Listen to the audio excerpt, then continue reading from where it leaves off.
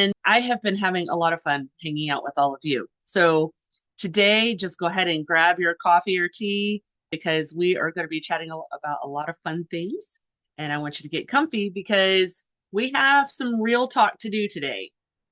And I want to just ask you, how many of you have just felt overwhelmed by all of the physical and emotional changes that come with midlife? What if I told you that these changes really aren't that negative as we experience them, but they actually open up a door for us and an opportunity for us to live a more fulfilled life? And that's really what I want to talk about today because with midlife, it can feel a little mysterious, the things that we're going to experience. I was the first of my friends, my friend group, to experience midlife and empty nest. And so I didn't have anybody else that was just like filling in the details for me. And I had been anticipating a lot of excitement, but there were some things that I did not anticipate that kind of hit me pretty hard. And I want to be the one here today to help you and share some of those things with you so that we can get through this together and come out ahead so much faster than trying to figure it out on our own. So today, the topic that we're going to cover is we're going to be talking about embracing those physical and emotional changes that we go through in midlife. You really can transition into midlife with confidence and grace and beauty and all the things. But we just have to kind of be prepared for that, right? So this episode, it's for every midlife woman who's experiencing physical and emotional changes and is ready for those to become assets because they really can be. And by the end of this chat, you'll be able to have practical tips and insights on how to help you thrive through this season. We're going to turn those challenges and things that can sometimes feel like traumas, we're actually going to turn them into opportunities for growth. And so let's go ahead and dive in and start embracing this beautiful journey we call midlife. All right. So, one of the most important things to remember about midlife changes is how to embrace them positively. Every season of life that we go through, it comes with new challenges and new victories and new all things, right? And I want to explore that together because, we've come this far in life, and I'm almost certain that all of you have faced some type of challenge before. So, like as a baby, we can't do a whole lot, and then we have to hustle through with our muscles and figure out how to walk and crawl and do all the things.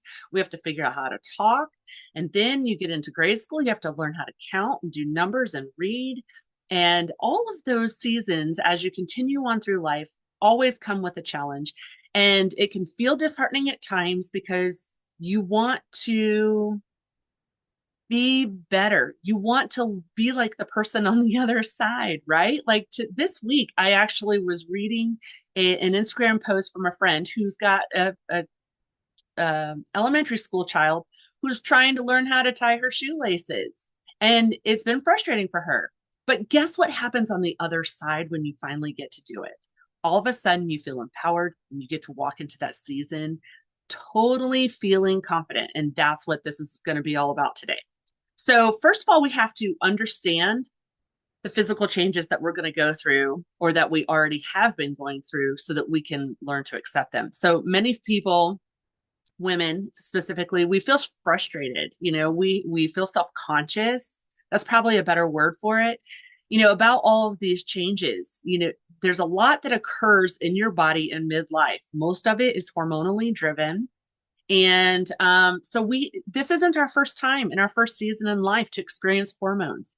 And so that's the good news because we have by this time gotten pretty used to hormones and how they affect us. It's just they begin to shift and affect us a little bit differently in this season. So just remember that you're not new to this. It's just there's new, your body's changing. And so you have to change a little bit of how you take care of it so that when you get to the other side, you get the results that you want. So let's just talk about a few things that happen, right? Because the hormones, they usually bring along with them weight gain. We usually experience wrinkles all over our body. More cellulite begins to show up. Your bone density becomes decreased over time. I think it's anywhere from 3 to 5% each year. And same thing with muscle mass. We begin to see the diminishing of muscle mass, but it doesn't have to be that way. Vision and hearing, sometimes that is changing. And definitely sleeping patterns. I've experienced my fair share of that through hormones in my lifetime. And then even health issues. This is where a lot of people start getting prescription drugs and all of that. And, I want to help you reduce all of that. Now, this episode's not going to be about health, but because I am a health coach, we will be covering those topics in the future. So comment below some of the physical changes that you have experienced here in this midlife season. A lot of these changes, they can impact our self-esteem and our sense of identity. And that's why I've put together this whole live stream, because I want to help you be confident in your identity and in your self-esteem so that you can look at yourself in the mirror and love the woman you see. But it's very disheartening to look in that mirror and not even recognize the person that's there. That you have someone staring back at you that feels like a stranger. And these changes can make you feel like you've lost a part of yourself. But it doesn't have to be that way. But how have those physical changes impacted your self-esteem? How have they made you view yourself? How are you managing these changes? That's what we want to put into the chat. Let us know, because that helps me as a coach to even help you even better. And, we're constantly fighting these changes with diets and anti-aging products and endless comparisons with other people and women, and that stuff, it's not always helpful because a lot of it is in our mindset, first of all. But, most of the time, all of those things, they're not giving us the results we want, and they can add a lot of stress and frustration. It's time to shift our focus from fighting all of these changes to embracing them, so that our bodies, they need to have a chance. You need to set yourself up for success. And your body's going to change. It always has, from birth to now. It's always changing. And so set yourself up for success so you can win. We learned a lot of really great ways of how to take care of our bodies when we were teenagers and in our young adult years. But in this season of our life, our bodies have changed once again, and you need to also change how you're taking care of it, because those things you did in your youth, they're not always going to work anymore. And I want you to be able to prioritize health and well-being and self-acceptance. So I'm going to give you a couple tips here to do that, because that's what's really important. I want you to embrace this season, to have the strength and the vitality to chase after your grandkids, to go out and live your dreams and do exactly what your heart desires. But if you are living in this self-conscious place where you're constantly battling yourself, you're not going to be able to do that. So let's go ahead and talk about some things that you can do. First of all, I want you to be able to start thinking of ways to take care of yourself. That's why I talked about self-care first, because if we're always living in guilt over self-care, we're not going to be able to even do what I'm about to ask you to do. But think about, what does your body need to have fuel? What does it need for you to live the life of your dreams? And so that's going to look different for all of us, except for these are the things that are going to be the same for all of us. One, balanced nutrition, hydration. That's my number one thing, that if anybody can change anything, that's what I want them to change. So we'll probably even have an entire episode about that later, because it's so important. But regular exercise, it's not just for weight loss, guys. This is so that you can live your life strong. I want to be hard to kill so that I can live long, I can live healthy, and I can go and have no limitations to what I want to do. Talk about the balanced nutrition. One of my favorite resources for this season of life and midlife for women is the Galveston diet. So if you want to check out a really great resource for what kinds of foods will be feeding your body best for the hormones that you need to.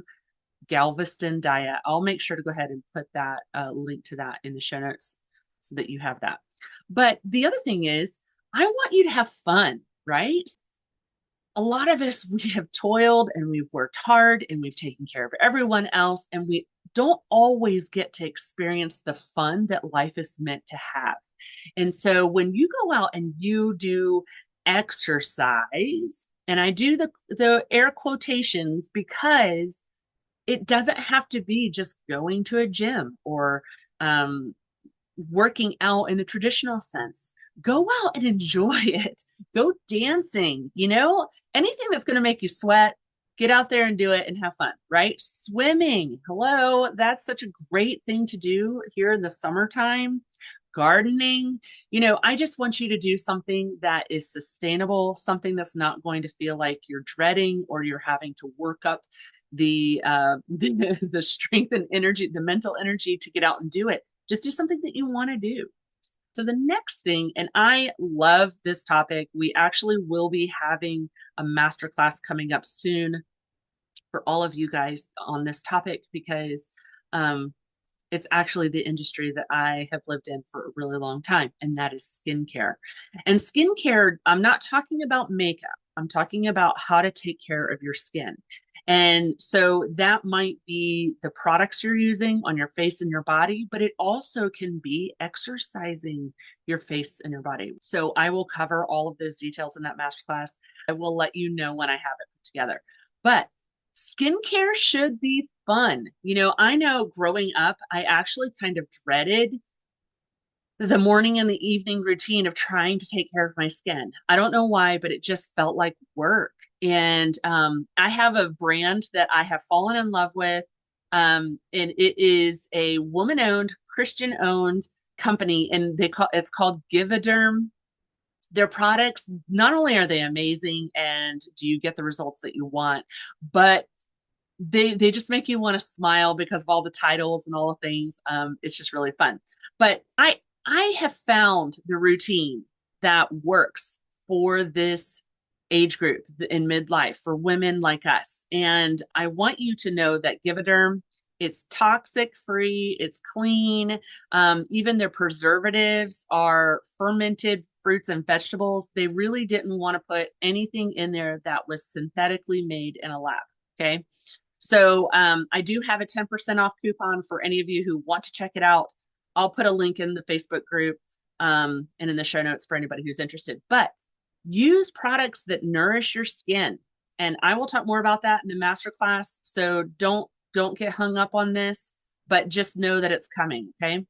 The next one, this was something that I didn't learn until probably my early 30s, but dress your body for setting yourself up for success with confidence. Wear clothes that make you feel great.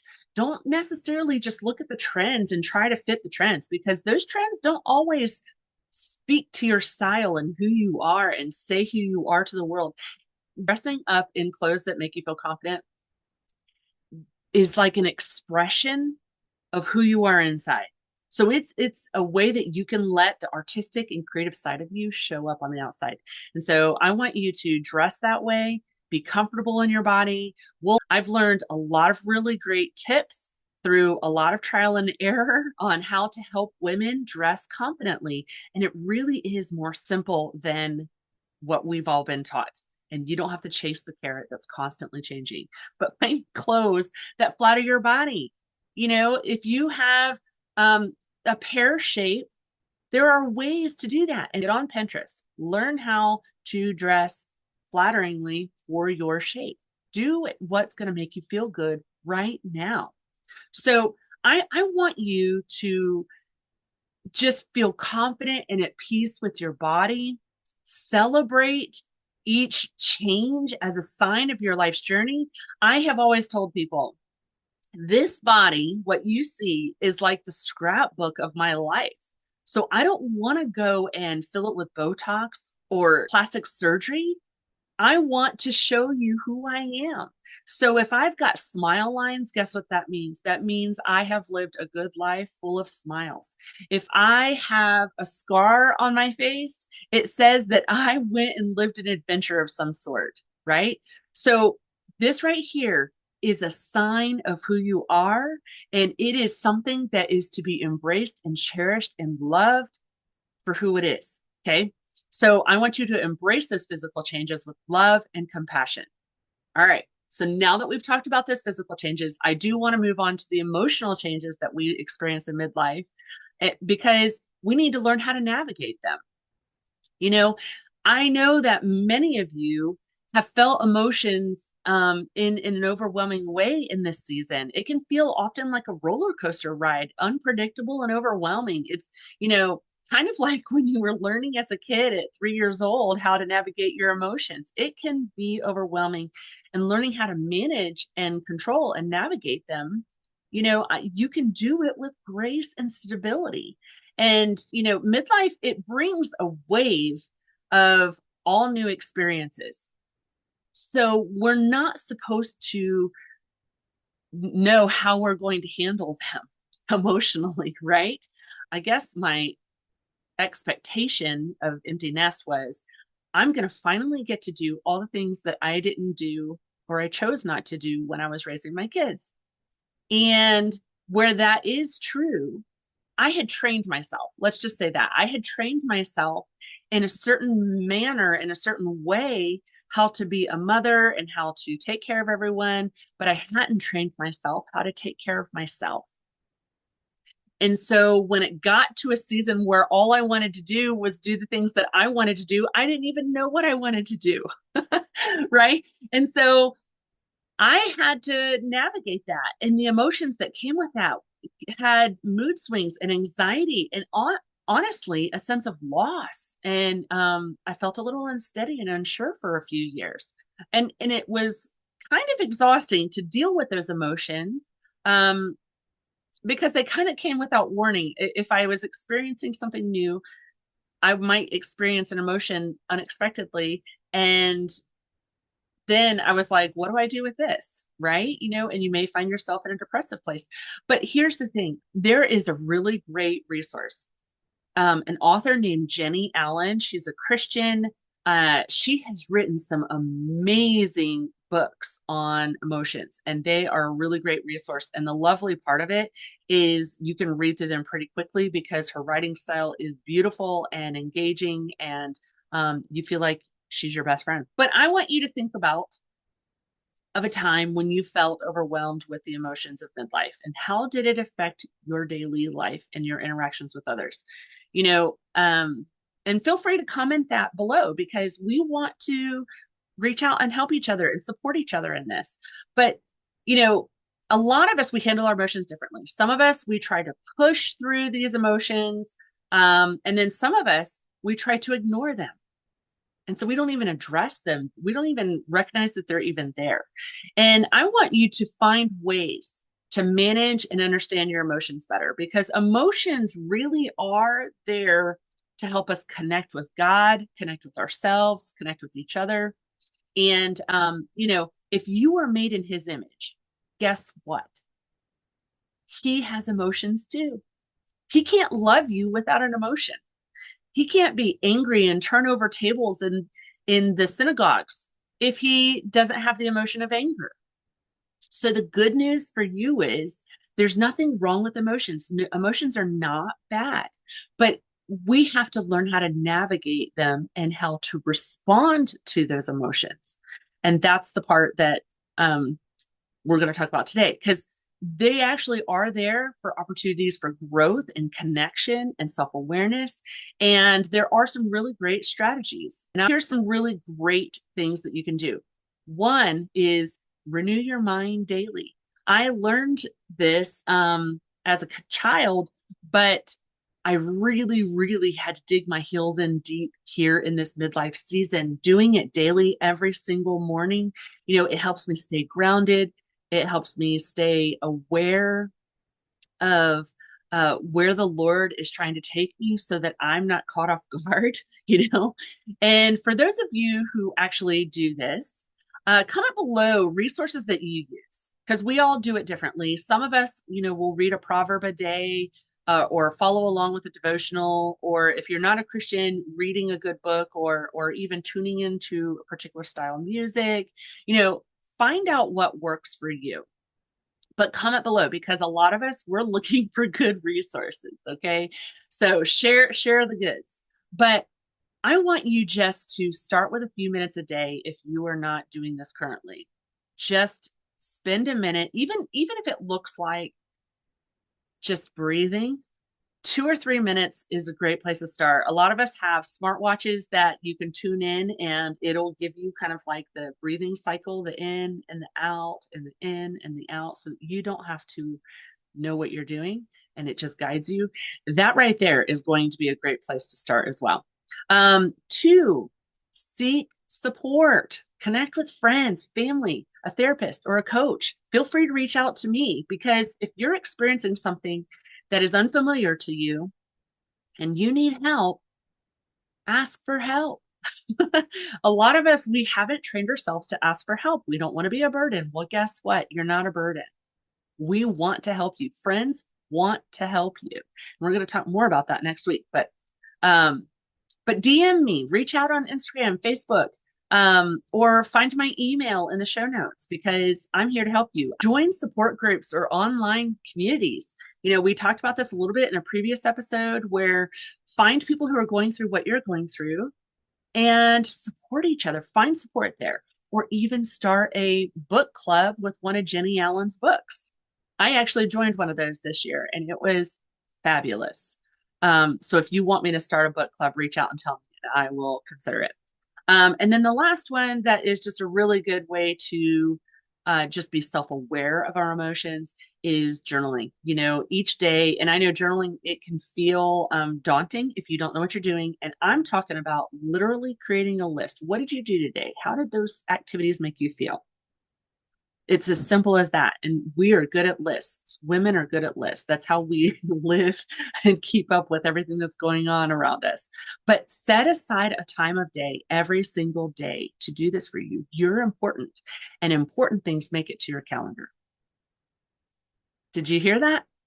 You're important, and important things make it to your calendar. Okay.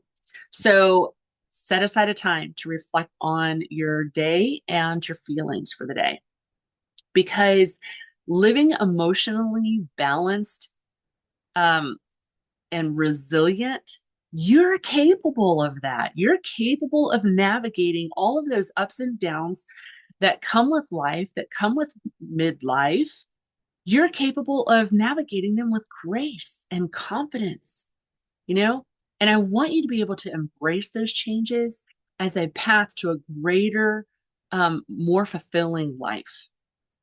Living your dreams because you learned how to navigate those emotions and you don't let fear overtake you and stop you in your tracks. And so, with a deeper understanding of our emotional changes, I now want to move on to how we take both the physical and the emotional and thrive in midlife together with them. We're made in the image of God, and He is three beings in one. And so we are body, mind, and spirit. And navigating how to balance all of them can be hard. Often churches, they only focus on the mind and the spirit. But the body, we have found many people in churches actually have not been taught to value the body. And it can feel scary to value the body because are we being vain? No.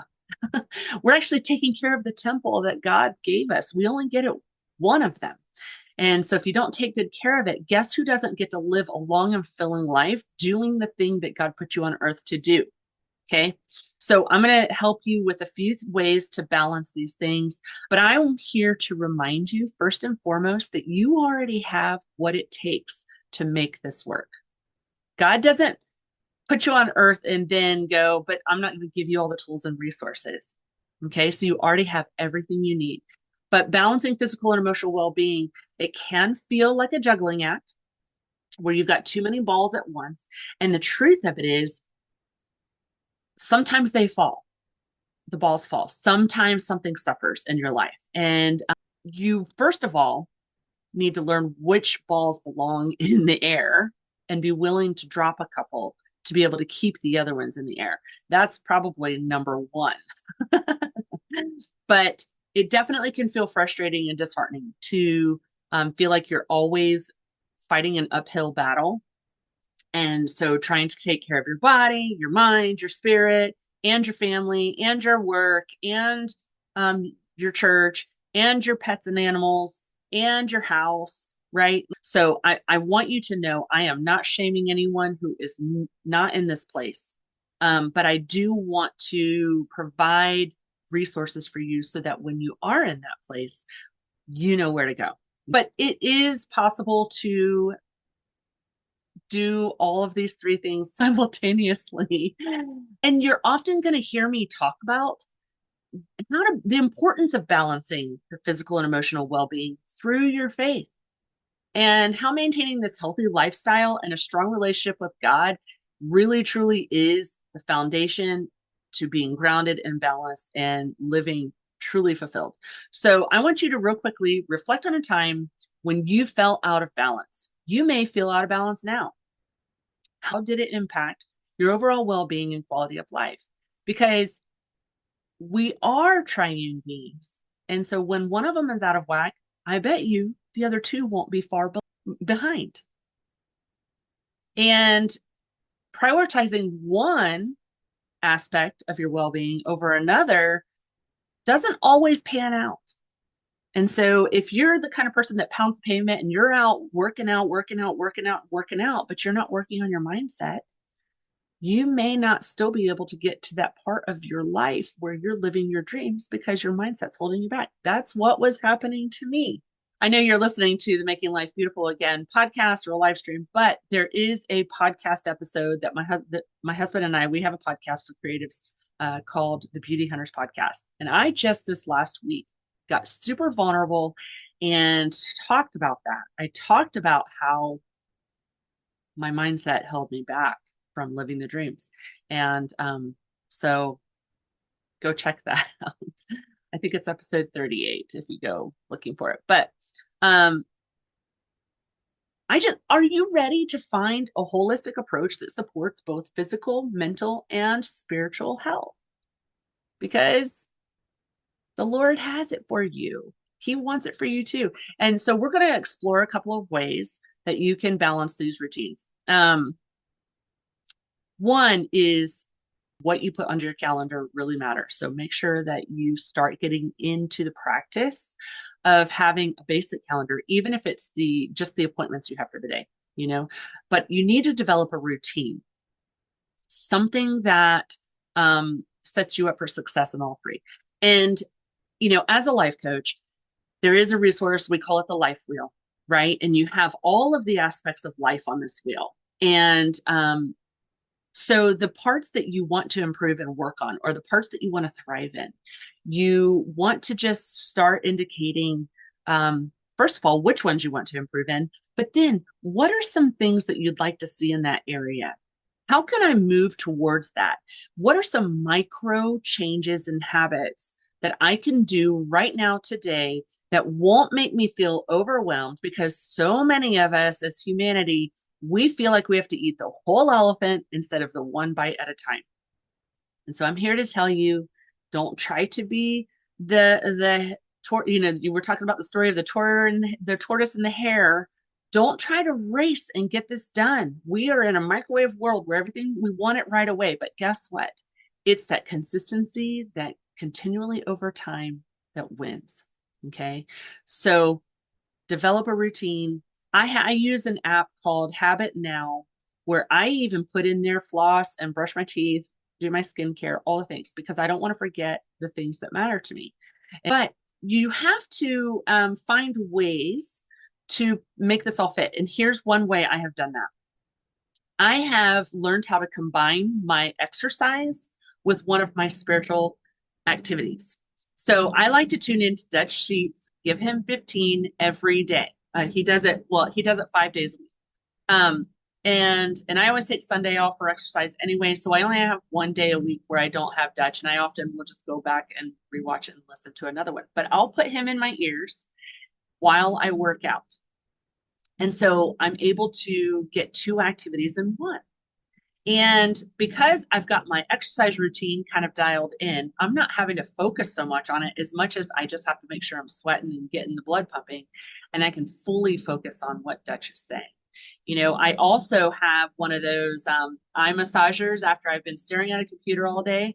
I like to do that for a little bit of a wind down. It's got heat and massage and vibration, and it lasts about 15 minutes. So what I'll do is I'll go and play on the main Bible app in your Play Store, and I will listen to the scripture being read back to me. Oftentimes, it might be a proverb or some Psalms or something, but anything that just feels meditative. And here's the great news: even if you're not fully focusing to the word, all the words that are being said, it's still being worked into your heart, because the way you get things into your heart is you see it and you listen to it, and it works its way in. So it can be very meditative as well. Um, that some other really great things to do is just think about your well-being. What do you need to set yourself up for success? So if for you, and that's going to look different for everyone, but if for you having a long hot bath at the end of the day is a way to help you do that, then do it, right? Like, stop putting it off and do it.